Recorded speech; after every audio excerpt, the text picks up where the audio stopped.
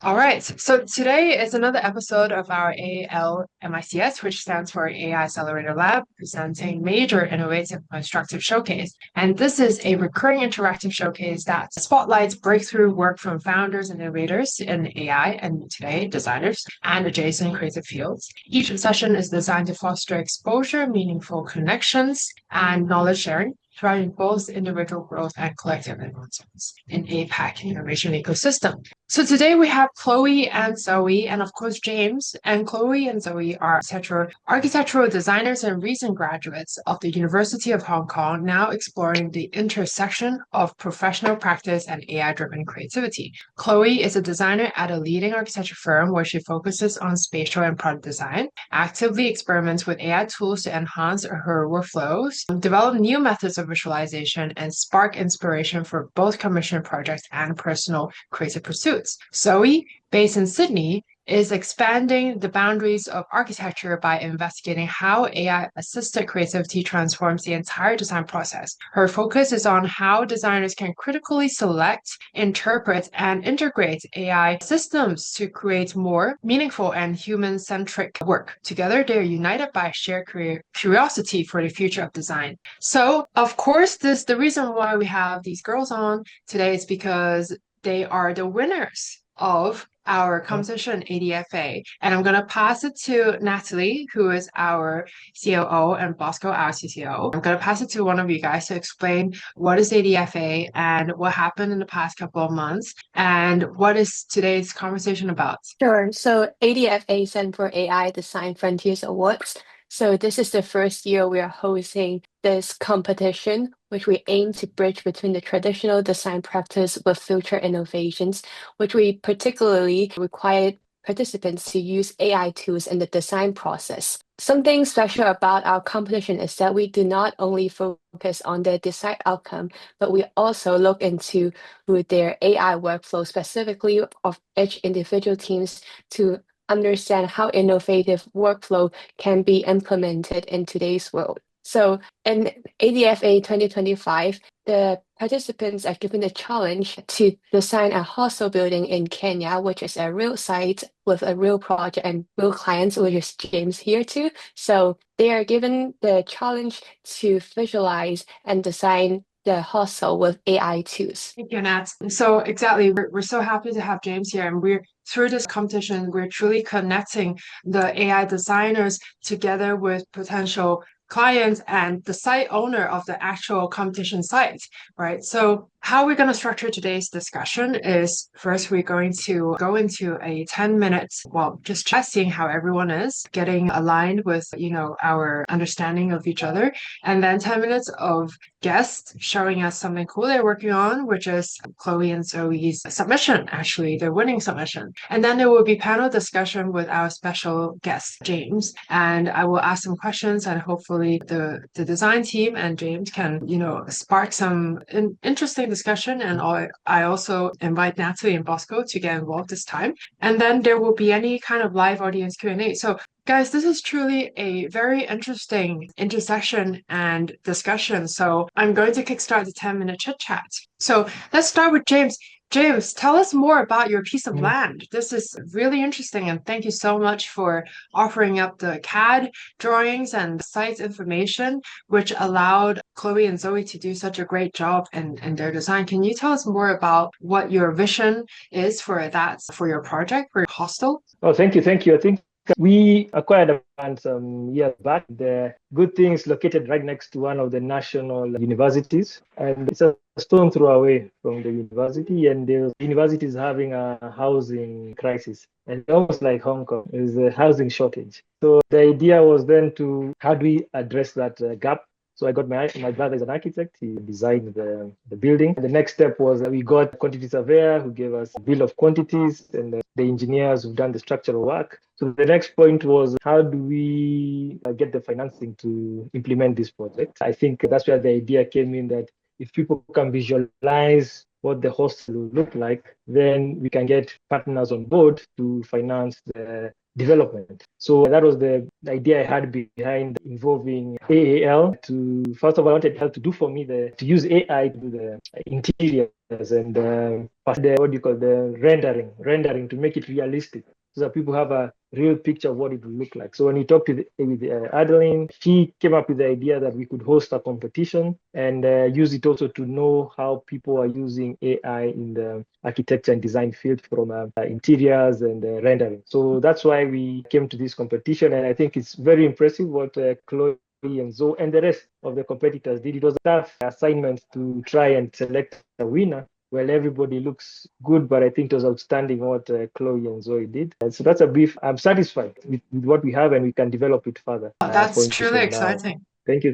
Thank you, James. Yeah, it's truly exciting. I also think that the output was outstanding. That's a good word to use. And I think to echo what you're saying, or to analyze what you're saying, basically you're at the stage where, as a landowner, you've got an architect to do some drawings, the design already, you've got the quantity surveyor to do the costing. The next step is to get an investor to also get on board, and therefore you needed something very presentable and very wow, and therefore you knew, and also because of your background and your very advanced, tech savvy role yourself, you understood that AI can actually be able to help you to get the most amount of output and most presentable at the quickest amount of time. So maybe a question to Chloe and Zoe. What point are you right now in your life? I know you're recent graduates, and what point are you in right now in your life? And it's quite a difficult question to ask, but what I mean is, what have you gone through already in your career? I know it just started. And what are you looking forward to in your career? Yeah, that's a really difficult question because now, as you know, I'm at Sydney right now, and I'm doing something a bit different from architecture at the moment. So I'm actually studying like a master program of occupational therapy, but yeah, it's quite different at the first glance, but I think it's actually quite connected to design, because one of the main part of occupational therapy is about modifying the environment, and rather than changing the person who has some kind of disability and also diagnosis, so it's about like fitting someone. So instead of asking someone to fit the space, it's about making the space to fit them. And I think this is really some part linking back to architecture to me. And I think the AI approach nowadays is really relevant in this context as well, because there's always there's a lot of unpredictability here, and I think AI is really a good tool here to understand more about how the client, also the person, can fit into the space, which is a new area. Yeah, that's beautiful.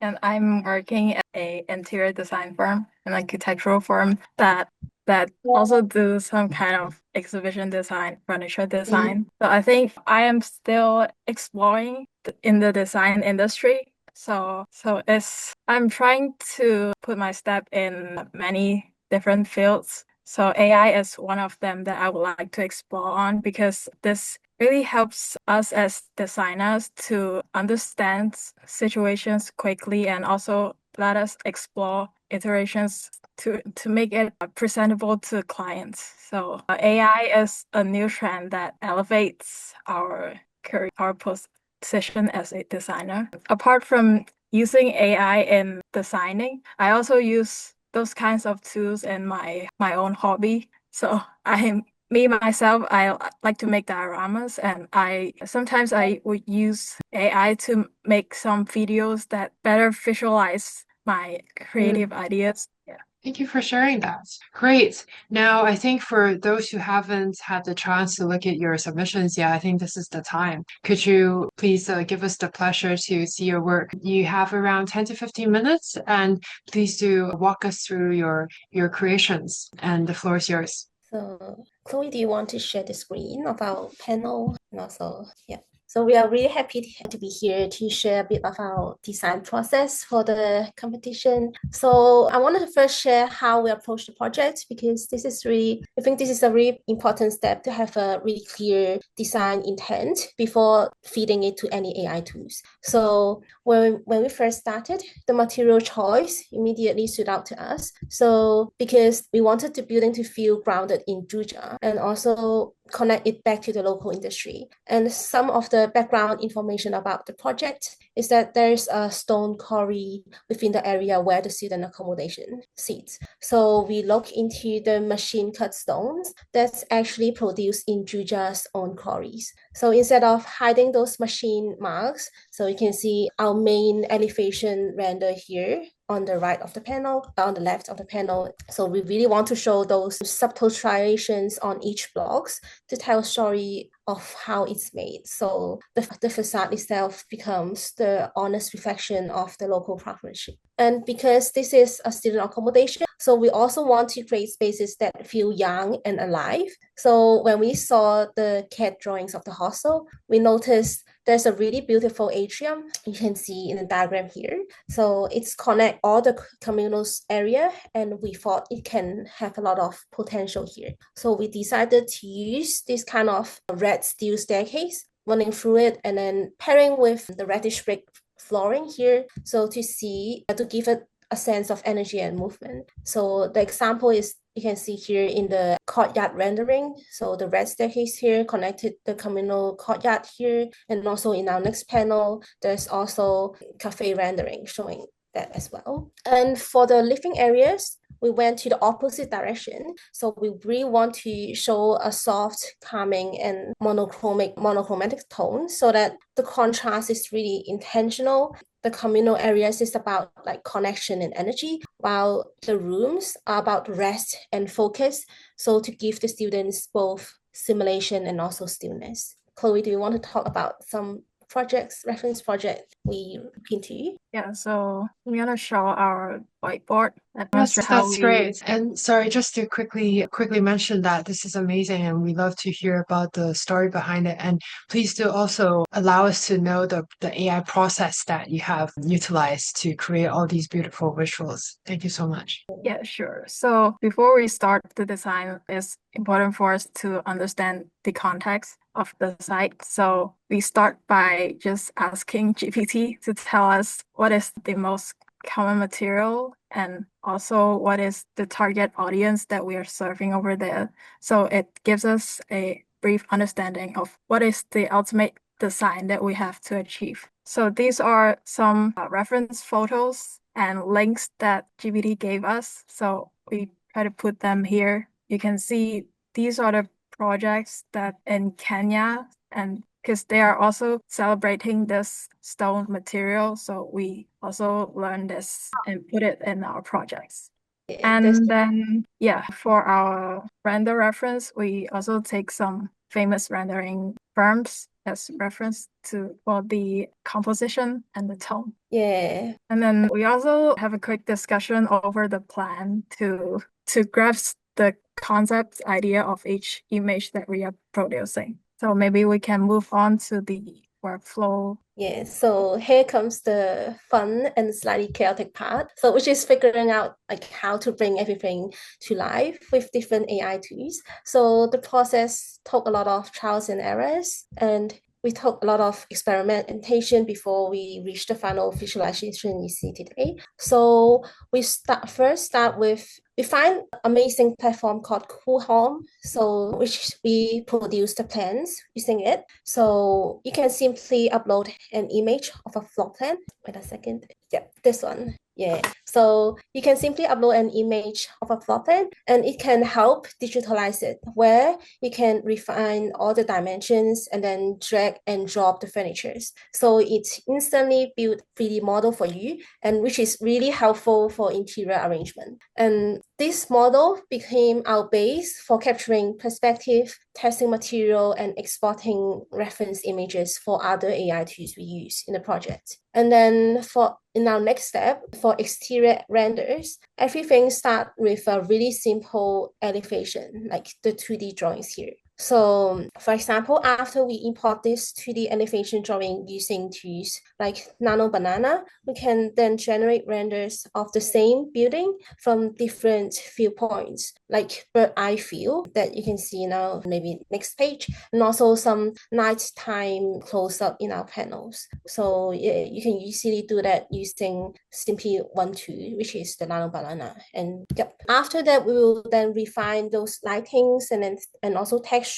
and even things that shows the context for example, like the reddish brown sand on the road, or maybe a bit like the air. So basically some small imperfection that make it feel more real. So yeah, and then we also try something about generating different version of a scene. That Chloe, you can talk more about that. I think it's most of it was come over this point that AI couldn't understand what we are talking about, and we cannot refine every corners of the image that we generated. So an important step that we did is to focus on what we want in the picture. Like we want this grass ground in the front foreground. We try to focus on that part first in the picture. And then when I want to add another building and behind and next to it, so I do another prompt to make another image that focus more on this building we are looking at, and then try to combine it in one image in Photoshop. So this would give us a more controlled result of what we have generated. After we have generated the key images, we will use the key images to make variations, like changing the materials of the walls. And also we can make different images with different atmosphere by changing the lighting, and also we can test variations by changing the furnitures in the scene. Yeah, that's right. So like you can see for these interior renderings, like for example, this one is the TV launch, and the previous one you saw just now is the cafe rendering. So we basically develop a kind of prompt framework to stay these rendering consistent. So we summarize it into around 3 layers. So the first layer is about the architecture identity. So it's about describing the style, the form, the material, and also like the furniture as you see in the scene here. And after that, we'll use the second layer, which is the render personality. So it's basically tell more about the mood, the lighting, and also some storytelling. So for example, in this TV launch, you can see the lighting is really warm, and then the atmosphere will be this subtle lighting on the stairs and also on the top to have a more comfort feeling for students to use the TV launch. And the third layer will be reality overlay. So it's to show the imperfections, for example, like dust, the lens, flare, and also some adjustment on the lighting to give the atmosphere we want for the rendering. So this system can help us talk to the AI in a more architectural language. So instead of random keywords, this is more like communicating the design intent and what's our imagination of the hostel is. Yeah. So now do we want to show our video we made for this project so everyone can have a quick glimpse of what the renderings and also what's our imagination of the hostel looks like? Oh.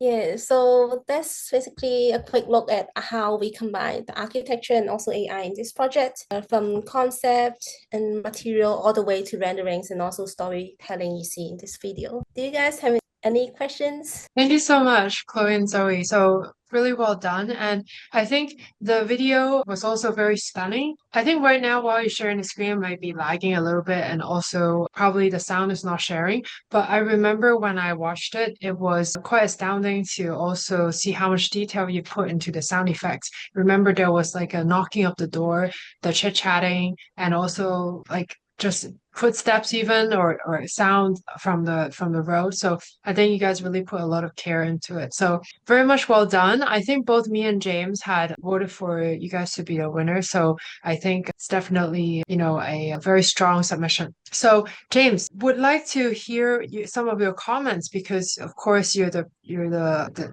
main character in here. So please can you provide some comments to this entry? And also please tell us a bit more about practically, are you going to be sharing this information, this work to the investors? You might be muted. Yeah, sorry, I dropped off a bit. Please repeat the question. My mic had gone off. No problem. I was saying that would you care to provide some comments to this entry, both as a judge as well as the landowner of the site? And secondly, could you tell us practically, are you preparing to show this work to your investor? Okay, thank you, Chloe and Zoe. Congratulations once again. I think, in terms of comments, it's brilliant how you were able to capture the Juja and your pronunciation of Juja. I mean, that's exactly how we pronounce it back here. And the materials that you mentioned, I like that the queries and how, I think that's the brilliant thing about the AI, that we're thousands of kilometers away, you're able to get intelligence about the site and the location, which helps you with the design process and how to fit into the context of where the building will come up. So the materials, the stone, that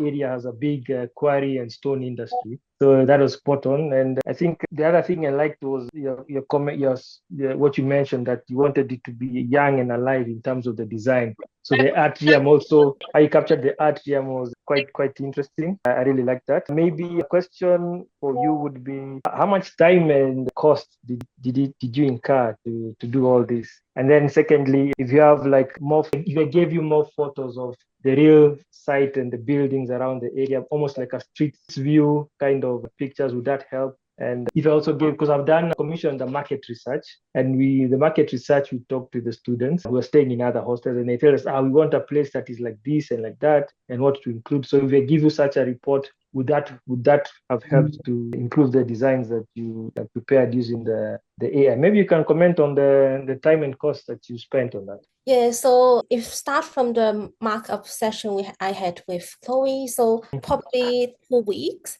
But when we are doing the trials and errors with the AI tools, so it basically use one week to go through all the AI tools we have and also finalizing the drawings. And for cost, we didn't really purchase or invest in any AI tools. Like all of these free resources online. For example, like the I just mentioned, and also some other Nano Banana, they are also free. So yeah, so it's really cost-effective solution for designing architecture here, just like this hostel. And then street view, like satellite and also street view, are really useful and important part for generating these images, because for example, like the site plan here on top of this page, we actually use the satellite view of we captured the Google map, and then we ask AI to recognize the important infrastructures, for example, like building, roads, landscape and stuff, and then to conceptualize the image. And after that, we can go into the details and ask the AI tools to help us produce other images with more specific render style, just like what you see here in this panel. And I think for the bird eye rendering of this project, the street view is really important as well, because we need to know how the other buildings, for example, the height and also materials and stuff, so that it is not affecting, for example, the lightings and also shadows and the environmental analysis of the site, so that it is accurate and suitable for the design of these hostel. Yeah, I think if we have site photos of this, we can generate more realistic images of this design, so as to help us to present to the investors what are really gonna be there, because these details pictures are actually using real projects details. We just change the colors and texture of those objects, so you can see it's giving a very promising look with real images. So that would be more persuasive if we have those site images from you. Okay. So I think, Adeline, the second question was on what next? And yes, indeed, I think this is give us a lot of ideas because we were struggling with the facade. How will it look like? There's what is done traditionally, but this gave us new ideas. So definitely the facade is something we'll explore together with what the other participants submitted, and hopefully refine that, or you see how we could work with you also to refine that, and then move into more practical matters of costing. And after costing is getting the funding, then we move into the construction and the supervision. So definitely this has taken us a step forward, and it's something definitely that we will work with to include and communicate with the market. Then maybe on the side of the market, I was thinking of, I don't know, Adeline, whether there are new tools which are using synthetic users. For instance, you've done the design and you had a target market, which was the students. So we've done the market research. We know what the students have said. And from the tools, again, the AI tools, can we create synthetic users who then evaluate and say, yeah, I would stay in a place like this, or no, I don't like this place. So we have an AI which is creating synthetic students or synthetic hostel residents. And they're giving commentary on the design. And they're saying, we like this or we don't like that. So it's like apart from the human judge, there is now synthetic. I think there's an experience we've done with that for urban planning. So perhaps then it's something we can think of in the future. Cool. Yeah, I mean that's creative idea. I think for that we will need a database to start with, like the collected evaluations from previous, like same demographic and similar land location. But I can think of another thing that, this AI project can stretch into, other than the next step to show investors and to go on with the design iteration of the facade. Also, when this project has been built, there will need to be promotion of it. And the promotion of the actual project can also be utilizing AI in many different ways. And at that time, it might be even easier because then it would be, built already. There could be photos taken of it. But in terms of the interior fitting out, or in terms of like the visualization of someone already using that, like a hostel room, for example, it could also be generated with AI as well as part of the marketing. So there really are a lot of different ways which we can go about. Perhaps Natalie and Bosco, you can feel free to jump in and join in the conversation. Do let us know your thoughts or what kind of questions you'd like to raise right now to discuss. Yeah, thank you for the sharing from Chloe and Zoe. And I know both of you are trained in architecture school, in a relatively traditional way. So in this competition, with the experience of using several AI tools in the design process, can I ask, do you guys enjoy designing with AI tools more, or you prefer sticking back to the traditional way of designing?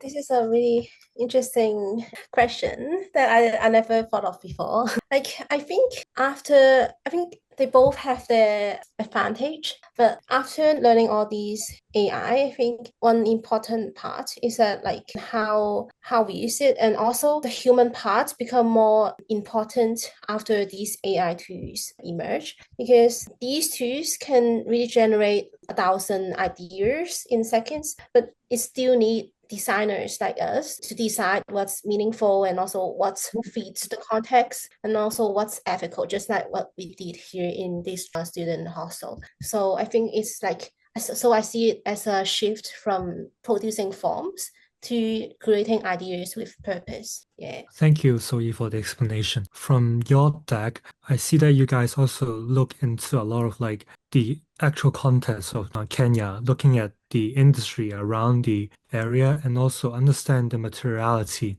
And I guess this is less of a question, but more like a comment on AI design. Since a lot of people can produce very convincing images, how would you guys value, or what are your thoughts on the value of designer in the AI era? Because I think there's a tendency where people undervalue the concepts or underestimate the thinking behind a really nice AI image, if that makes sense. Because back then, making is a really difficult part that takes a lot of time, and people would tend to appreciate the effort that is being pulled into an image. But right now, since the making part is significantly shorter with the assist of AI, the thinking or the idea behind images could still be the same, but some people might undervalue the ideas or the thinking behind the AI images. I'm just wondering, how would you guys respond to that, or how would you position, or how would you strengthen your role, or how do you keep the value of you as a designer with AI images or AI visualizations in general? Yeah. I think what makes a good design is that the design doesn't exist only on the digital canvas, only on the panels. What designers have to do is to just think about how to realize this amazing idea in the real world. So what we find so valuable about this competition is that it forces us to make images that is consistent to each other. So each part looks into the detail of how the design could be realized in the real world. Yeah. Yeah, I also do believe that this competition is an amazing opportunity where this is an actual, like, we're not creating fictions we're not doing a fictional building where it has to be realized somehow. So it forces designer to really think about a building in, let's say, a traditional way, but you're doing it with the technology that is available right now in the market. And I do believe that this is a very essential skills or a essential mindset that we are trained architecturally, and we are trained to have the eyes of an architect. But we are very fortunate to be in a period of time where technology is very accessible and it is very democratic in a way that, like, most of the people can produce top-notch images right now, and that just what Chloe just said, it helps designer to visualize their idea that otherwise it's not possible, or it's not really possible. Yeah, I think you raise a good point about when you can easily, like, many people can easily generate thousands of images, but then the key will become generating a good and realistic or practical image here. Then it comes to the point of how to get good control of the image, which I think we always say that, like, AI image generation tools are very user-friendly, beginner-friendly, but then maybe it's limiting to creating fancy images. But then when it comes to really designing an architecture, it's very important about the amount of control you can get when you are using different AI tools.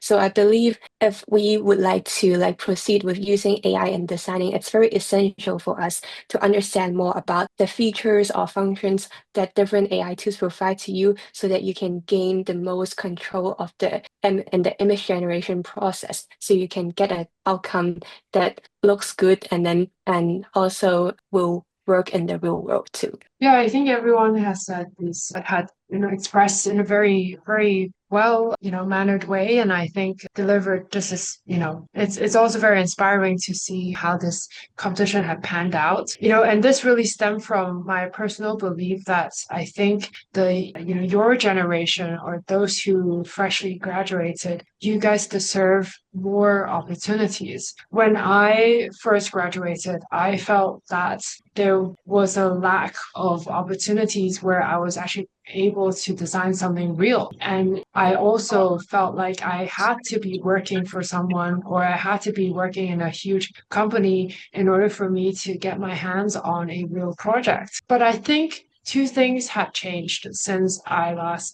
graduated. One is that with AI, anyone, like Bosco mentioned, it's democratized. Anyone, even younger minds like you guys, are able to generate just as great designs as possible at almost no cost. As you mentioned, you don't need a photographer, you don't need a videographer, you don't need CGI animator. You just need AI to generate a very beautiful video. And that actually works for you. And the second thing is the competition field has hence shifted, which means that right now your design can be valued just as much as, someone who has, a lot more years of experience, perhaps, as well as a much bigger team. 2 people team in 2 weeks' time can produce this. And this is actually equals to the kind of output, and of course part-time as well, as both of you guys have your own stuff to do, can be comparable to a much larger team spending more time on this. So those are two things that changed, and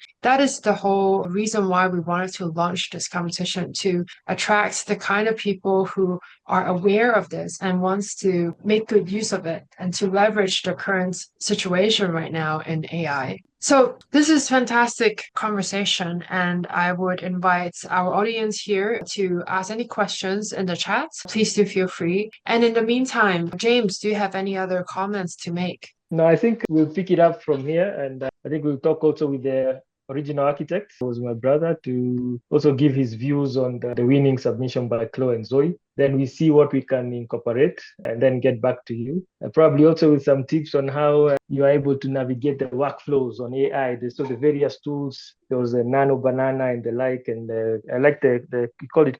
That was also quite good, quite impressive. So we'd also like to see how they can share these skills with our team here locally. So we'll have the continuous engagement with that. Amazing. Thank you, James. So a very nice question from Winston. Thank you for the question. The question is, question for the winners. Congratulations, by the way. Circling back to your decision making with ChatGPT, what were your key prompts that helped decisions, especially when reflecting on the brief criteria? What were considerations to materials in terms of how it would be transported to sites in terms of cost and sustainability? How long have you exactly used your AI tools? Chloe, you've said you've used it for your hobbies. Could you share more on your experience on that? So quite a few different questions in that. Thank you again, Winston. So Chloe and Zoe, please feel free to respond as you like. For the ChatGPT part, I think it's not that influence a lot about our decisions, but it helps us to do a quick research analysis on the overall context that we are having right now, so we can understand what our goals should be quickly with those information. For the considerations of transporting materials to the site, I think currently we are focusing more on the design, how the details could be executed, but then for this part, we only have the informations of architecture, that the architecture is also using those kind of materials. So we assume that this practice is common in Kenya. Yeah, we haven't got so deep into that, but we're gonna explore it with like maybe some AI model that will analyze those report that provided by James students. Yeah, thank you. Thanks, Chloe. I think actually we just got 3 other comments in the chat, so maybe we can just jump on to those. Thank you for Percy's comment. I don't really have a question, but would like to share my appreciation for the winners, especially for Chloe. I'm impressed by your projects and would like to see more of your work, including the hobbies, if there's any chance. Well, that's a wonderful comment. Thank you so much for the good vibes. So, Chloe, you should feel very, very happy about that. So, thank you. So, a question from Voy Chong. I hope I'm pronouncing that correctly. Sorry if I mispronounced. Question for the winners. I find generating consistent images for design options a bit of challenge. Which AI tools did you use that gave consistency in generation images or style? Thanks. Believe it was Nano Banana and also Kuhom for generating the 3D, but please, Zoe and Chloe, do supplement and try to respond to that question. Yeah, for more accurate images, we basically use Nano Banana. But before we use Nano Banana, we also generated a set of drawings for style references. So like because before we use Nano Banana, we actually tried Arc Master first. But we find that it struggled a bit with keeping those architectural details accurate. For example, like those windows and openings and proportion is a bit off when we are using Arc Master. But like the style is really nice. Like they give a really like professional architectural rendering style that's Nano Banana cannot produce. So we take those images and then feed both the 2D, for example, elevation drawings and also that style references we get from Arc Master. And then we ask Nano Banana to use that to generate the other renderings. Yeah, and that's pretty accurate. Yeah. I think for the consistency, because we focus on using the one key images that the elevation here for the generation. So we just make variation of this. So it keeps those materials and also the tone and also the structure consistent in most of our image that we have. So yeah, that's important to keep the key images in every part of your AI generation. Yeah, no, that's great. Well done again, guys. So I hope that answers Rachel's question. Please feel free to ask any more questions in detail. Then a question from our CTO, Anne. So, hi girls, congratulations on the outstanding output. I would like to ask a tricky question. Anne's questions are always tricky. I assume you're now familiar with AI design workflow. If you're working for design firms where other colleagues don't use AI, or the office is discouraging in AI adoption, where would be the obstacles in turning back to traditional design workflows?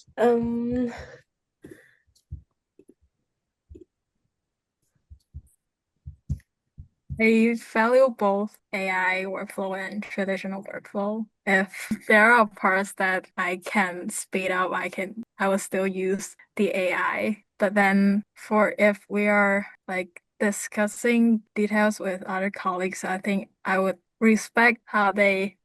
So you mean you would secretly use it, in short? Yeah, just to focus my energy on what's more important. Hello, I have a question. Since you guys integrate AI from the beginning to the end, like from ideation or talking to your language model to the final renderings and create an animation to complete the deck. I'm just wondering, since you guys have experience working at an architecture firm or like a design studio, how applicable is the workflow, let's say, in a actual workspace? Like there are different stages in design, like from like only ideas, you start to solidify your ideas into, let's say, keywords or key concepts, and then bring that key concept into a initial sketch and bring that initial sketch into a schematic design, and then having that schematic base, you turn that into a really, really nice looking rendering, and using that rendering to create animations. So this is only looking into design, and I believe that it does make design faster and also a lot more accessible. But there are constraints or there are challenges in actual workspace. So from like you guys are the experts on AI design and also having experience working at a studio or a firm, just how applicable the workflow is in a work environment. Yeah, I think AI is definitely becoming more and more applicable in design firms, but probably not in every stage yet. Just like what you said just now, if it gives us like a lot of sketch ideas like in the early stage, like giving concept and stuff. So yeah, I do agree it's more applicable in those pre-design and also schematic stage, like because we can really test out those different, for example, facade ideas and also interior mood and see what works best for the design. And it's more about brainstorming and also getting everyone on the same page visually. Yeah.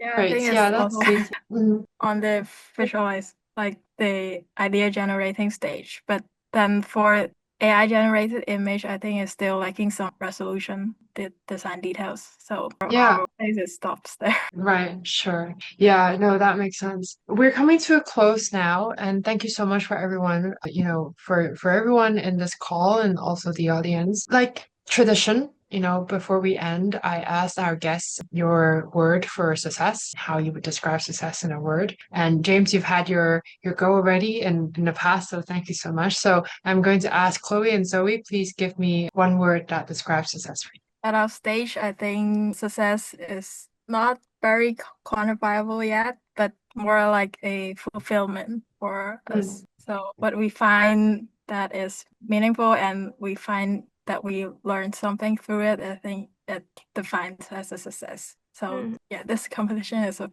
example of how I find fulfillment and like learning new tools and new skills that would be beneficial to my design career. So the word would be fulfillment for both of you? Yeah, especially like we're not just exploring new tools here in this competition. So like we are also exploring new ways to also think and visualize our design. Yeah, so the trials and errors included in this process is really need a lot of like fulfillment and also commitment. Yeah. Well, wonderful. Once again, congratulations. And we hope to also get in touch again regarding the next steps with James, etc. So thank you so much. Thanks everyone. I'm very grateful for your time. And this has been a very wonderful discussion. Thank you, girls, for showing us your work and very well done. I hope there will be more works from you. And as you can see from all the compliments, I hope you guys also feel a lot more confidence than you have been before, because this definitely validates your skill sets as a designer as well as an AI frontier. So have a good evening, everyone. Thank you so much. Bye bye.